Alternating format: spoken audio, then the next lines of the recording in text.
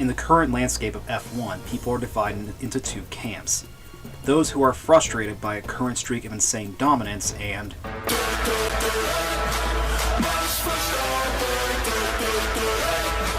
the Dutchman has for the last 4 years been the champion, and while there are moments here and there showing gaps in the armor, he's still the top of the league. Every few years, the change of the guard, where a new dominant force prevails above the rest, and Max has been the cream of the crop.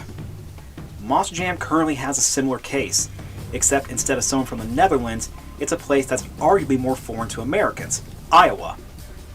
In 2016, as Max was getting his first win in F1, the seeds of who would become MonsterJam's top driver were being sown, and as the last 8 years have progressed, the doubt of his supremacy has become less and less arguable. Now reviewing 2024 heading through 2025, the case has all but been locked. The most dominant driver in MonsterJam today is Tyler Menninga. This is the story of how we got here. Like many stories, Tyler begins that of a fan, someone who was following along the sport and watching in the stands. Some of the earliest evidence of Tyler's presence would be through a YouTube channel, as we see him attending Minneapolis events in the late 2000s and early 2010s at the now demolished Metrodome. Remember Dennis's insane freestyle from late 2007, including his moon launch? A young Tyler saw that in the stands. Do you think he would imagine he would be on the other side one day? Tyler would also partake in the emerging Rigs of Rod scene, and while he wouldn't be as prominent of a figure as the likes of Fernando Martinez or John Zimmer Jr., this helped build some early connections. Having a foot in the door is crucial for many, and for Tyler this was no exception, as he was drafted to drive at Digger's Dungeon during the summers around 2014 through 2015, getting not only a connection with the team he would be known for, but also get him familiar with the equipment. Tyler was given the coolest summertime job, and honestly if the story ended here, he probably would have exceeded his expectations, especially as a lifelong fan. Very few of us get the chance to pilot a truck. However, ride trucks, in case it wasn't obvious, are wildly different from race trucks, and after getting some testing at MonsterJam University as it was starting to get off the ground, Tyler would get valuable seat time transitioning to, at some point, become a full-time driver. And he would get his opportunity in 2016, albeit under tragic circumstances. The sudden and tragic death of Dalton Milliken in 2015 left not only a community and family in mourning, but also a massive vacancy. He was touted as one of the new big stars behind the wheel of Blue Thunder, a career that likely would have yielded possible championships cut short before it got much of a chance to begin. The son of racing royalty, Dalton easily could have become someone akin to Todd LeDuc, but sadly, with his untimely passing, we would only be left with memories, albeit phenomenal ones. By the time of Dalton's passing, MonsterJam was deep planning tours and lineups for 2016, expanding their new Arena Series format from 1 tour to 2 with an East and West division, and Blue Thunder was left without a driver. Tyler was called in to drive the Ford on the West Series, which would feature the likes of Colton Eichelberger, Cody Saucier, and Caleb Blood. This series was insanely stacked, and Tyler would do respectable, scoring his first overall event win in the final Portland event. Tyler would finish 4th on the tour as Morgan Kane would clinch the title at season's end, but his big statement would come shortly after. Tyler would be drafted into what would be the only time the Young Gun Shootout, where drivers would race for a final spot in the World Finals. Tyler would work his way up the bracket, dispatching Wildflower, Raising Cane, and El Toro Loco before in a close race losing out to Scott Liddycote and Dragon. But the message was clear, that while there would need to be some time for development, the raw talent was present, and the fans were the only ones starting to see this. Tyler decided he didn't need a race for the final spot. He can go out and stomp everyone else in, and he made damn sure that would come in 2017. Remember that truck he saw burn down the Metrodome 10 years ago? Now he gets a chance to do the same. By 2017, Morgan Kane would move to the East FS1 Series Stadium Tour, leaving a vacancy. Tyler would be drafted to drive Gravedigger for their 35th anniversary in the East Arena Series against what would become arguably his two biggest rivals, Colton Eichelberger and Tristan England. Eichelberger and Menninga did compete last year in the West Series, where between the two, Colton would come out looking better, but both would be outshined by Morgan Kane. England, meanwhile, would be in his first full-time season driving the new Earthshaker machine, and he himself would become another arena star. Despite a slower start to the season, Tyler would not only pick up his first overalls in Gravedigger, but would collect them like they were going out of style. Remember how last year he only got one? Yeah, by the end of the season, he got 17. Tyler ended up beating out Colton by 21 points to clinch the title in only his second season, and driving the most famous name of all monster trucks to show he was worthy of the ride. Winning the tour would give him an automatic spot in the World Finals, and he would qualify outside the upper echelon 9, but in the end this was basically an irrelevancy. After taking out Monster Mutt, Tyler would get a somewhat shocking win over the incumbent champion and the driver he lost out to in his first year, Morgan Kane in his Gravedigger. After taking out Monster Energy and Gas Monkey, Tyler would once again fall just short in the finals, on a bigger stage and this time to Ryan Anderson.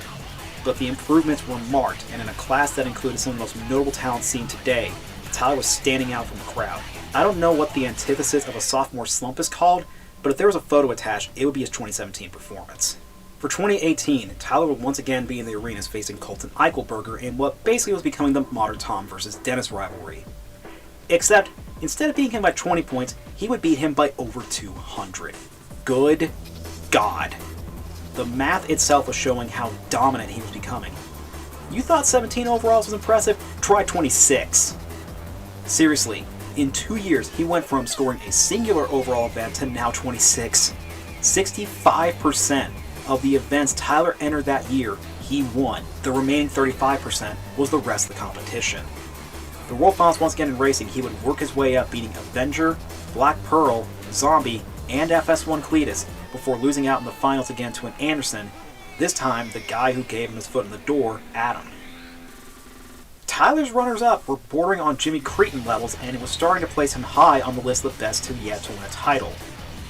I'll make a quick note that I haven't mentioned his freestyle performances, and frankly, these were the one weak spot in his resume.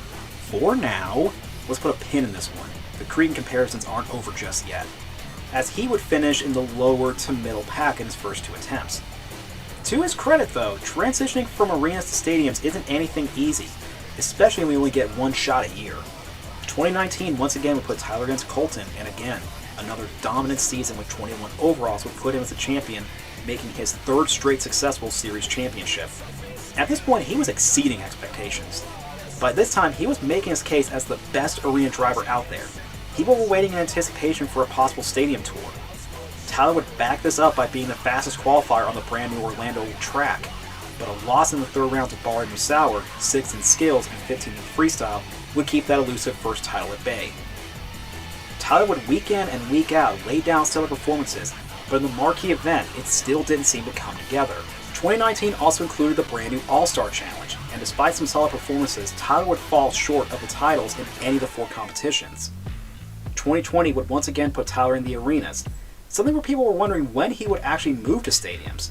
He would once again clinch his tour and even be the sole series champion not crowned due to the pandemic. 20 overalls on the year marks his 3rd straight year taking the lion's share of overalls and puncturing 20 plus overall events. Bear in mind too, I'm only including overall event wins in this. This doesn't include events where he won any hardware of any kind. I gotta imagine some storage unit company in Iowa was getting paid handsomely to keep up with the amount of hardware. Despite a year-long sabbatical, Tyler would be back in the fold by the end of 2021, and during one night, the point about stadiums would finally show a new era was coming. In September, during the lineup announcement, Tyler would finally be promoted to stadiums. Next year, he would be in one of the 2 stadium series competing against some of his former arena competitors like Caleb Blood, Barry Musauer, and Camden Murphy. In October, at the final stadium show of the year, Tyler would clinch not only skills but freestyle with a phenomenal run, his best stadium freestyle at that time by some margin. Although he wouldn't get the overall, this still was a massive victory and something terrifying. He is mastering all disciplines, collecting competitions like Infinity Stones at this point. This perhaps was also a prelude to the following season. 2022 would roll around, and as stated, he'd finally be in stadiums competing on the Yellow Tour, and despite finishing 2nd to Ryan Anderson, he still was competitive every weekend. I'd like to personally take a note of his freestyle in Miami, which in my opinion was the best freestyle of the season. Like, just look at this. First stadium season, and this is what he's pulling off. Between this and not winning any titles at the World Finals, it's wild to think that this year, comparatively speaking, was a quote-unquote disappointment, but put a lot of quotes around it, because this was still a good season by any other metric, but not to his usual winning ways. Going back to the Max Verstappen comparison, he didn't start beating Lewis Hamilton out the gate, And if Tyler is Max, Ryan is definitely Lewis. For any other driver, this would have been a legendary season. That's a testament to how wild his prior seasons were. 2023, however, that would be a different story. 2023 would be his biggest year yet, as he would get redemption and beat out Ryan for the Stadium Tour Blue title. The amount of overall events win he got this time was unreal. It's hard to even argue the contrary when his biggest competition last year, and arguably the driver as dominant he was, he outright bested. This was a statement that his runner-up position wasn't the standard. Looking at this record, it mirrors his sophomore arena title, bulldozing the competition, and clinching up a major title, this time now on the biggest floors across the country. Now, back that up with being the two-wheel skills champion, his first World Finals title, and ironically enough on his birthday, now he was getting to the upper echelon. But in November, he would make his case for being one of the best of all time. The Superstar Challenge will be the revival of the All-Star Challenge, this time a one-day event in Anaheim, California. A team-based competition where drivers would compete to see whose team would come out on top, split between Nitro and Neon, with Tyler representing Nitro. As stated earlier, Tyler was at the 2019 edition, but ended it winless. Maybe Sandboyd Stadium was cursed now that I'm thinking about it. Tyler would start off his night winning racing, beating out Adam Anderson, Bryce Kenny, Colt Stevens, and Todd LeDuc, followed by an insane best trick and an even crazier freestyle to sweep the event, arguably the best freestyle of the whole year. Think about that. In an event with the most competitive drivers, many of which he didn't run outside the World Finals, and he swept the whole event. That's rare to do at any stadium. To do it at an event with a World Finals caliber field is insane. Now into 2024, he will be reunited with an old rival, Tristan England, now in the new JCB Digatron, and the now retired Tom Menton Max D. But neither of these two would be enough to beat Tyler with consistent racing, skills, and freestyle wins that border on unreal. Seriously, go pick any winning freestyle for him this season, and it'll be hard to argue it's undeserved. Perhaps it was in part due to Tom's injury, perhaps it was in part due to Tristan's recently to stadiums, but whatever it was, Tyler just outright dominated. Not counting the occasional arena stops, Tristan England got a respectable 2 overalls, while Todd LeDuc would secure 3. How would Tyler fare? 17 overalls. What the hell? Bear in mind, Ryan would also win his tour with 9. Tyler damn near doubled the overalls of his biggest competitor. Follow this up with again closing up the Cretan comparisons, as while Tyler loses his skills title to Armando Castro and have an early exit in racing to Tristan England, he would freestyle like never before and get the world title on arguably the most brutal track since 2014. Tyler in 2 years has now clinched 2 world titles, and he very likely will clinch up the racing title someday, especially with how strong he runs week to week. And hell, with the scent he pulls over the year, a high jump could too be in his future. Tyler each year has been getting better and better, and in the most competitive era in Monster Jam history, that is a massive statement. Tyler's postseason would include back in familiar territories in the arena settings before leading into 2025, where he's currently battling Camden, Bari, and the new rising stars Armando Castro and Dalton Widener, but still is arguably the favorite to win the championship. A lifelong fan from the Midwest has now become the biggest force in the sport, and with how young his career is, it doesn't look to be slowing down. Going back to the Max Verstappen comparisons, Max wasn't elite overnight, and neither was Tyler.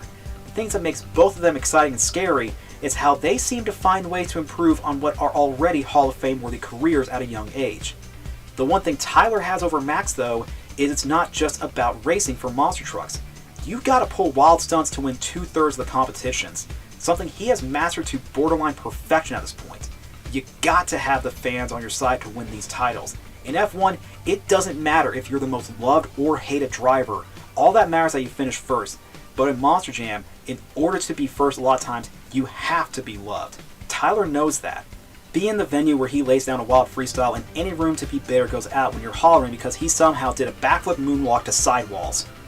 Don't think about going in the comments saying otherwise. We will all point and laugh at you.